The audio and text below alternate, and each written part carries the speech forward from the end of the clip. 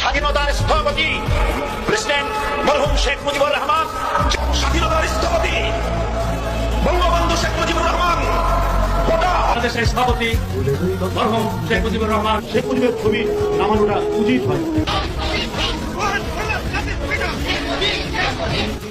বাংলাদেশ বঙ্গবন্ধু একটা স্বাধীন দেশ, যার জন্ম না হলে আমি সেনাবাহিনী প্রধান হতে পারতাম না, যার জন্ম না হলে রাষ্ট্রপতি হতে পারতাম না, যার জন্ম না হলে এই সংসদের বক্তব্য দিতে পারতাম। বাংলাদেশের রাষ্ট্রের স্থপতি ও জাতীয় ইতিহাসের শ্রেষ্ঠ সন্তান মরহুম শেখ মুজিবুর রহমানের প্রতি শ্রদ্ধা নিবেদন করছি।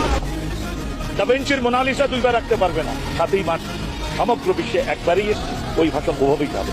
ওই ভাষণ বঙ্গবন্ধু শেখ মুজিবুর রহমান বাংলাদেশের সমস্ত আপামর জনতার স্বাধীনতার স্থপতি বঙ্গবন্ধু শেখ মুজিবুর রহমান 7ই মার্চের ভাষণ দিয়েছিলেন রেসকোর্সের ময়দানে। ওই ভাষণ আজ কুয়ার ভিতরে নিতে চান খালি আওয়ামী লীগের নেতা, কিসের আওয়ামী লীগের নেতা? বঙ্গবন্ধু এই জাতির 18 কোটি মুসলমান, হিন্দু, বৌদ্ধ, খ্রিস্টান সকলের নেতা।